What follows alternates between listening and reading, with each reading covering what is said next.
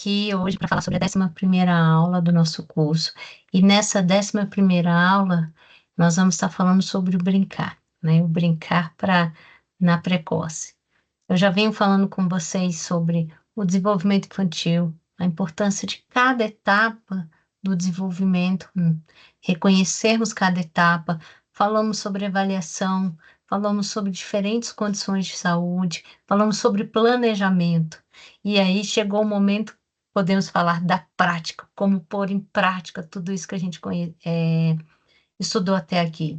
E já falei de várias dicas para vocês, mas eu posso falar com certeza que uma das coisas mais importantes que existe para o desenvolvimento infantil e que a gente realiza dentro da precoce é o brincar.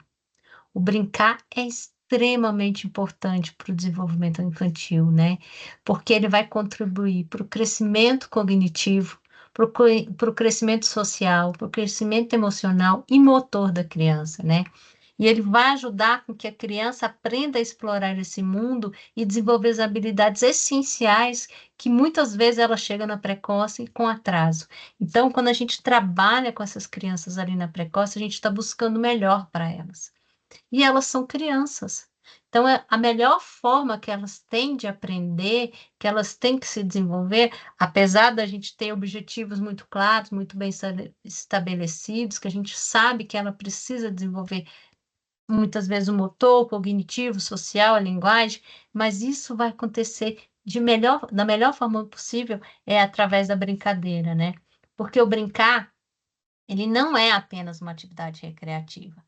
Ele é uma metodologia que facilita a aquisição do conhecimento, que vai promover a criatividade, que vai ajudar na expressão dos sentimentos e emoções, e ele vai ajudar na construção das habilidades sociais e intelectuais. E eu posso, com certeza, afirmar que essa construção das habilidades sociais e intelectuais é um dos maiores ganhos que as crianças vão ter quando elas brincam, principalmente quando elas brincam com seus pares.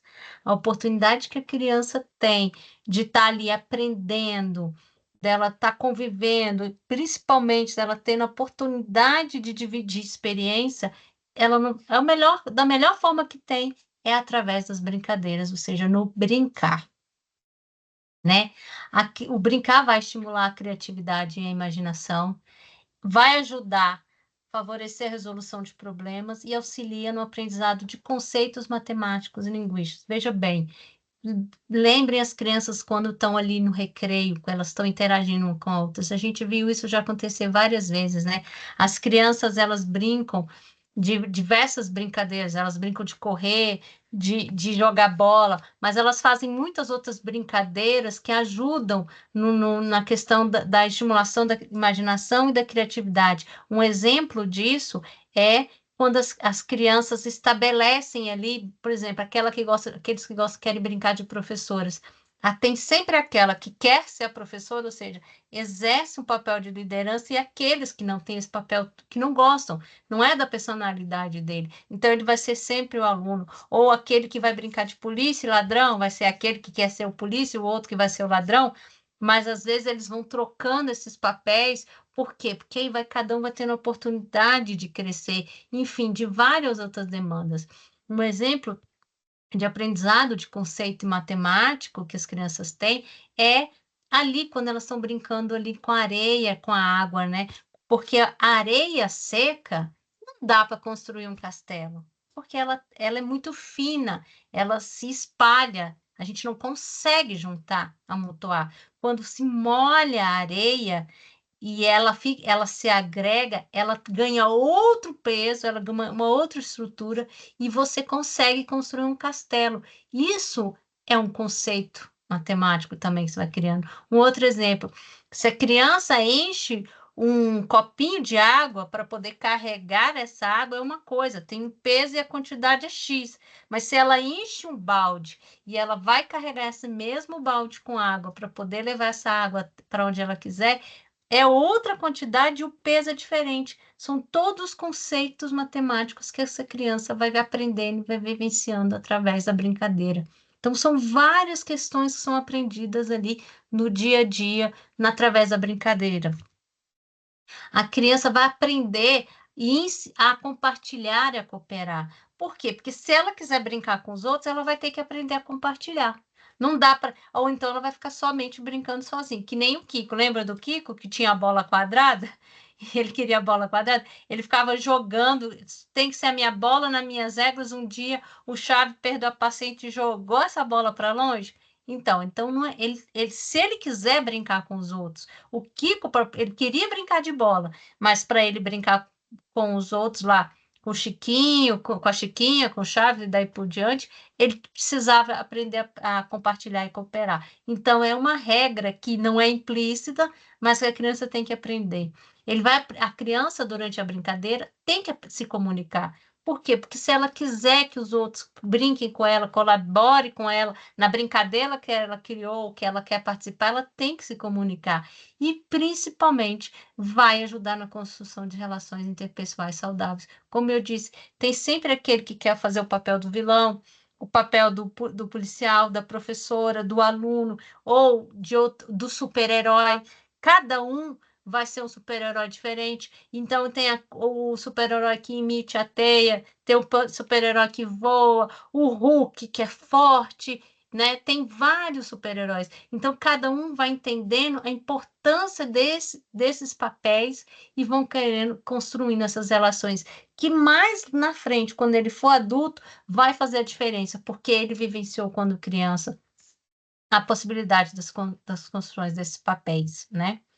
A criança, quando ela brinca, ela aprende o controle das emoções, porque por muitas vezes ela dá aquela birra, emburra, fala que não quer mais, sai correndo, chama a professora. O que os outros coleguinhas geralmente faz? Olha para ela e finge que nem viu, deixa ela emburrar para lá. Tem uns que vão atrás, adulam, mas a maioria fala: se ele deu birra, se ele não quer brincar, eu vou brincar. Quando ele percebe que ele está lá emburrado à toa e que os outros continuam brincando, que ele está perdendo tempo emburrado, ele para com aquilo e vai, levanta e vai brincar. Por quê? Porque ele tem que aprender a controlar as emoções dele se ele quiser participar das brincadeiras. Porque é muito melhor ir lá participar das brincadeiras e ter a diversão do que ficar aqui emburrado, parado. Ele vai aprendendo isso conforme ele vai brincando. E isso vai promover para ele a autoconfiança e uma autoestima, ou seja, eu também sou importante, eu sou capaz. Basta eu querer participar e colaborar nessa brincadeira, que essa brincadeira vai ficando melhor. Eu faço parte também desse grupo. E quando a gente fala dessas três quesitos aqui, que é o controle das emoções, a redução da ansiedade e a promoção da autoestima e confiança, a gente está falando claramente de crianças com transtorno do espectro autista. São características muito difíceis para essas crianças, né? Então, eles têm a tendência do isolamento, eles não conseguem trabalhar bem com seus pares, estar ali juntos, fazer essa interação social com seus pares. E a brincadeira é uma das melhores formas que a gente tem para que essa dificuldade do TEA seja quebrada, né? Ele começa a interagir com os pares. É sempre muito importante oferecer para as nossas crianças, além daquele trabalho individualizado, que nós sabemos que é muito importante, a oportunidade das brincadeiras e das interações sociais, né? A brincadeira traz várias brincadeiras vão trazer enormes benefícios para o desenvolvimento motor das crianças, né? Vai sim trazer a melhora da coordenação motora fina e grossa, vai contribuir para o fortalecimento muscular e vai estimular o equilíbrio e agilidade. Aqui eu estou sempre trazendo foto, imagem para vocês aqui nos slides, que percebem que todas essas brincadeiras aqui, ó, como pula corda, né? O saltar sobre o outro, né? Quando a criança corre, que chuta a bola, que ela tem que correr e pegar o pique-pega, ou ela corre atrás de um amigo para pegar alguma coisa, um está sentado no velotrol e o outro empurra. Tudo isso são atividades que vão trabalhar o fortalecimento, o equilíbrio e principalmente a coordenação motora ampla. Então, não tem como a criança porque ela está se movimentando.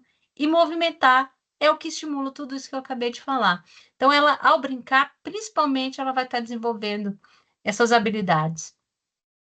O brincar também vai influenciar na comunicação de várias maneiras, porque a gente pensa que comunicar é só falar, né? Claro que o ser humano tem por prioridade falar, né? A linguagem falada, mas existe várias outras maneiras de comunicação, não só com a linguagem falada, existe também a linguagem do corpo, né? Existe até um livro que fala o corpo fala, o corpo se expressa, o jeito que você age, o jeito que você olha, até o seu jeito de andar fala muito sobre você. E também é uma forma de comunicação que a gente tem, né? Quando a gente está doente, como é que a gente se comunica? Ficando quietinho. Todo mundo percebe quando uma criança está doente. Aquele menino que não para quieto de jeito nenhum, quando ele está doente, que você vê aquele menino parado, sem se mexer, você fala, tem uma coisa errada com aquele menino. Sem ele dizer uma palavra, por causa da forma que a gente se comunica de outras maneiras.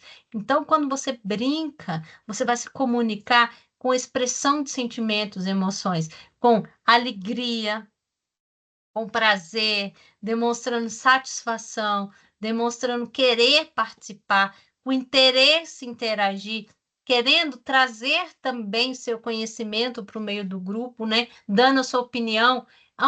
Vamos mudar aqui, vamos brincar disso. Não, agora vamos brincar disso, agora disso. Vem cá, vamos, não fica zangado, vamos participar disso, agora vamos brincar daquilo, né? Então, vai realmente desenvolver a linguagem oral, sem dúvida nenhuma. Por quê? Porque vai ajudar nessa expressão, de novo, na interação social, na criatividade. Ao brincar, desenvolve tanto, tanto a criatividade e vai trazer o que realmente a gente é uma possibilidade, que é a zona proximal de desenvolvimento proximal, que é o seguinte: a criança aprende uma coisa nova, e quando ela aprende uma coisa nova, ela busca ampliar esse conhecimento. Então, ela recebe esse conhecimento, fixa ele e daquele ponto de partida, ela vai querer expandir cada vez mais esse conhecimento. Então, existe uma enorme gama de possibilidades e aprendizados através da brincadeira. E uma coisa muito importante que a gente tem que ter consciência, que eu acho que é a mensagem principal, é que quando a gente brinca, é um aprendizado que não é forçado, né? É diferente de quando a gente fala das disciplinas formais. Não que as disciplinas formais sejam um aprendizado forçado, mas geralmente, quando a gente está ali nas disciplinas formais, o professor vem e passa aquele conteúdo, né? E ele quer que todos prestem atenção, e realmente precisa isso acontecer.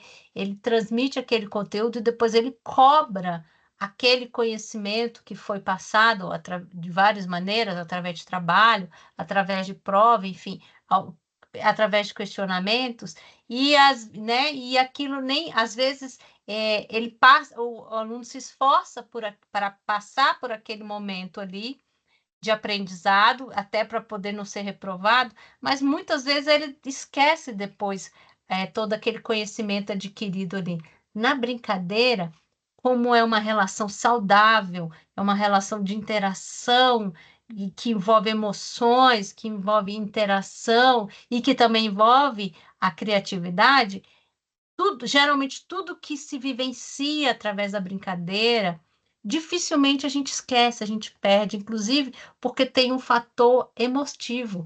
Então a gente lembra claramente das brincadeiras que nós vivenciamos quando crianças. Tenho certeza que vocês. Hoje em dia isso não acontece mais como antigamente. Hoje a gente tem muito mais precauções com relação a permitir que os nossos filhos brinquem na rua. É claro, a violência hoje é uma realidade muito intensa, mas a maioria de nós vivenciamos a oportunidade de brincar na rua, de bete, de vôlei, brincamos, né, de bolinha de gude, brincamos de várias brincadeiras que hoje, né, pique-pega, pique-esconde, né, e centenas de brincadeiras aí legais. E elas hoje estão na nossa memória, emotivamente falando, elas estão na nossa memória emotiva. Então a gente lembra com muita alegria e com aquele saudosismo da época em que a gente ia para a rua brincar de tudo isso, que chegava sexta-feira, que era uma alegria, e que eu podia ficar até mais tarde na rua, porque sábado eu não precisava ir para a escola. Então, minha mãe deixava eu ficar até mais de 9 horas na rua. Quando depois disso, ela me chamava para dentro. Olha a alegria que era ficar até esse horário para poder brincar, correr, enfim. Eu aprendi o que era bom e também o que não era na rua, com os meninos da rua. Mas eu tinha essa questão desse aprendizado. Então, fica esse fator emocional que ajuda muito no aprendizado, né? E qual é o papel da educação infantil? Porque lembre-se que a precoce também hoje ainda está fazendo, ainda faz parte, é da educação especial, mas também faz parte desses primeiros anos do desenvolvimento da criança. Nós temos o papel de ajudar no desenvolvimento da identidade e da autonomia dessas crianças, né? Nós temos que ajudar na promoção do convívio sociais e das interações. A gente precisa ajudar essas crianças a, a aumentar a sua curiosidade e também ajudar na criatividade. Principalmente a precoce trabalha com isso, eu vou repetir várias vezes. A gente vai trabalhar com a aprendizagem por meio da experiência e da exploração. A precoce trabalha com a aprendizagem por meio da experiência e exploração. Não existe outro caminho para a precoce. Nós estamos ali, ó, todos os dias, com todas as crianças que a gente atende, oferecendo o desenvolvimento, a aprendizagem pela experiência. Não existe esse negócio de ficar, vamos pensar, não. É no trabalho, ficar, mesmo as crianças maiores, que ficam ali, não, que podem ir para a mesa, ficarem eles só com papel e desenhando e rabiscando, isso não é justo. É através da experiência e da exploração, é através de brincar de diferentes coisas, manipulação dos objetos, tocar nos objetos, montar e desmontar os objetos, esse conhecimento matemático através de ir até a areia e brincar e pegar areia, vivenciar a areia seca, vivenciar a areia molhada, andar descalço, andar calçado, andar na grama, andar no duro, andar no frio, andar na grama. É isso que a precoce oferece. Ficar lá na mesa, ou só sentado com a professora cantando as musiquinhas e mais nada, isso não é o trabalho de experiência e exploração. Tem sim o seu valor, mas não é suficiente. Essa vai ser a menor parte do nosso trabalho. Eu já tenho falado isso muitas vezes com vocês. É através dessa forma que o cérebro cria conexões. Não é um outro fazendo e eu vendo. É eu vivenciando, experimentando e eu vou aprender. E é o que a brincadeira faz. Então, a gente tem também o papel de estimular a curiosidade, a criatividade e a autonomia através dessa experiência, dessas construções. Porque quando a gente, de forma lúdica, leva a criança a vivenciar, aprender a sentar, aprender a ter atenção, aprender a ter foco, desenvolver todas as habilidades básicas, todo esse aprendizado se torna significativo para essa criança, né? E o papel da precoce? É tudo isso que eu falei. É preparar a criança para o ensino fundamental, sem antecipar conteúdos formais, mas promovendo habilidades essenciais para a sua trajetória educacional. Então, a gente não está lá para antecipar letras, números, todas aquelas questões que vão ser trabalhadas lá no ensino fundamental. A gente está lá para vivenciar o dia a dia, principalmente as experiências que vão ser ímpar para o desenvolvimento dessas crianças. Todos os marcos motores, a convivência, a oportunidade de desenvolver a linguagem, a comunicação de várias formas, a expressão corporal, a coordenação motora fina, a coordenação motora ampla, o equilíbrio, todas essas habilidades que a gente já vem conversando é o que a Precoce vai trabalhar no seu dia a dia. E isso só tem aprendizado através da experiência. A criança vai aprender para de forma lúdica, porque isso e tudo que ela aprender, né, de forma lúdica, que ficar gravado dentro dela, marcado na memória dela, né, tanto na memória física, quanto na memória emocional, quanto na memória cognitiva, ela vai estar ali pronta para a alfabetização e pronta para o raciocínio lógico, né.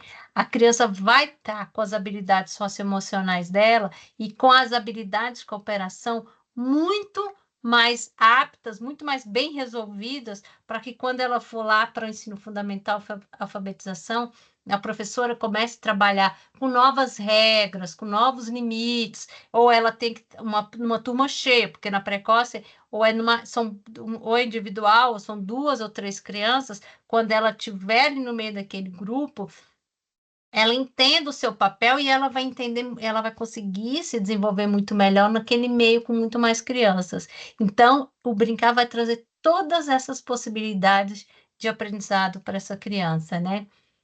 E aí eu não posso deixar de estar falando do conceito de brincar para segundo diferentes teóricos, porque aí a gente sempre trabalha baseado nisso, né. Olha o que que o Piaget fala sobre o brincar. Ele é essencial para a construção do conhecimento, permitindo que a criança explore o mundo e desenvolva sua inteligência. Já Vygotsky fala que o brincar é uma atividade social. Lembra que eu falei das nossas, interações sociais que nós vivenciamos, durante a infância, né, e cultural, que promove o desenvolvimento da linguagem e do pensamento abstrato. Uma coisa que é muito importante a gente falar aqui das atividades culturais é que o brincar realmente transporta o conhecimento cultural que a gente tem ali, se eu vou falar do Brasil, ao longo desses mais de 500 anos. Eu vou dar um exemplo de várias brincadeiras que são só do nosso país. Corre-cutia é um exemplo de uma atividade cultural que são vivenciadas e que hoje, como as crianças não têm mais a oportunidade de brincar, na rua como brinca antes, vai caber à escola manter essa memória cultural. Amarelinha, né, pula corda, entre tantas outras brincadeiras, escravos de Jó, que a gente brincava, né. Todas são brincadeiras culturais que a gente vivenciou na nossa infância e que hoje, infelizmente, principalmente nas cidades nas grandes cidades, não são vivenciadas, vai caber a nós, lá dentro da escola, manter essa cultura. Por quê? Porque a gente está mantendo quem nós somos, a importância do país, com músicas, com movimentos que são só nossos e que nenhum outro país tem. Então, Vygotsky está certo quando ele fala que a brincar mantém a cultura viva. Froebel, ele fala que o jogo, quando a gente fala do jogo, principalmente, é uma forma mais pura de aprendizado infantil, principalmente os jogos simbólicos, né?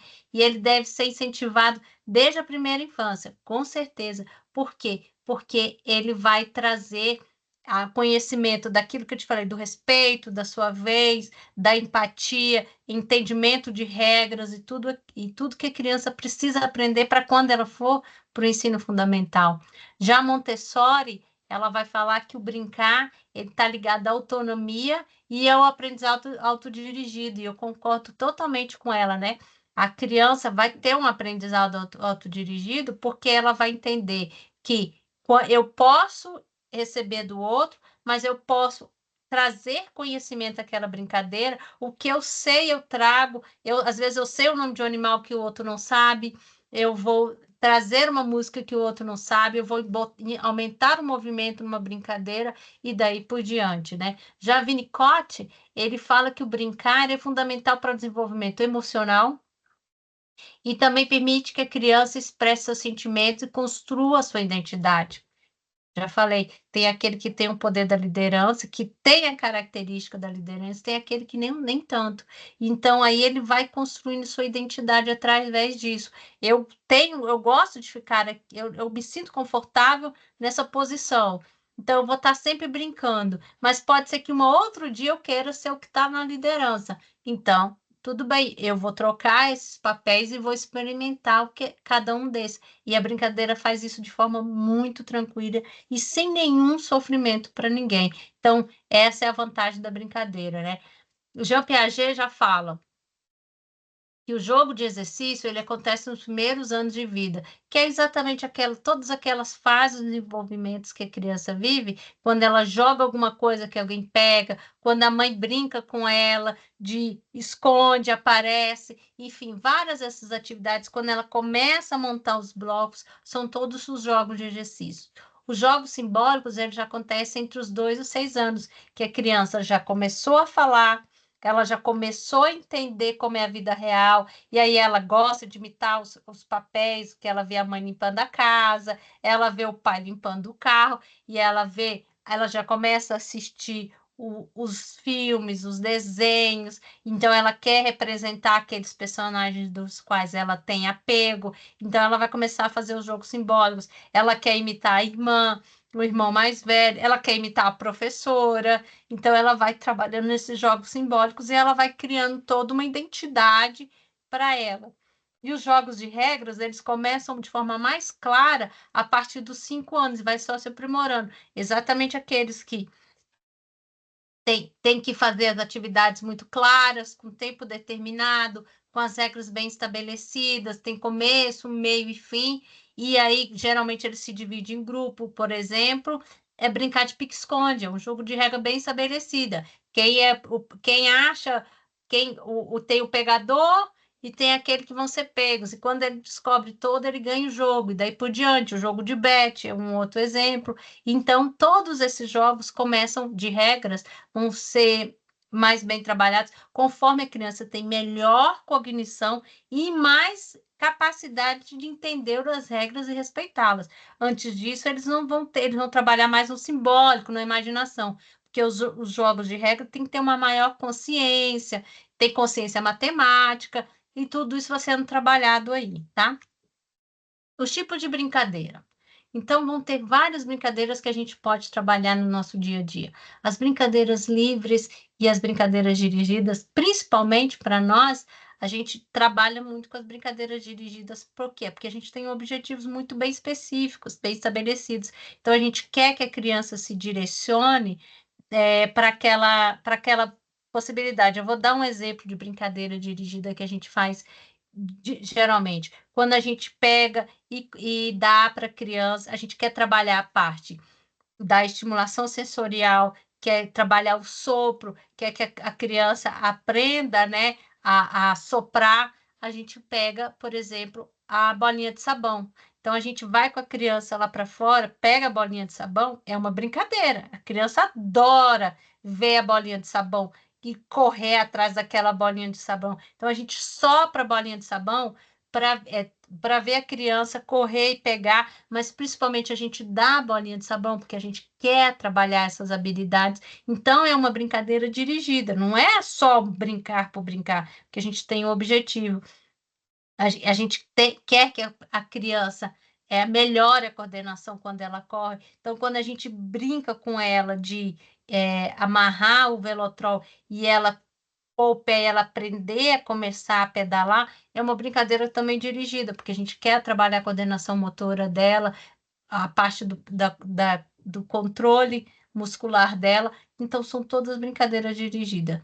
Os jogos simbólicos, a gente faz muitos jogos simbólicos quando a gente conta as historinhas, quando a gente veste as crianças com as fantasias e dá a oportunidade dela se sentir a princesa, o príncipe, o herói e daí por diante. Os jogos motores, que eu acabei de falar, as brincadeiras sensoriais e musicais, principalmente as brincadeiras musicais, elas são extremamente importantes. Morto-vivo, né?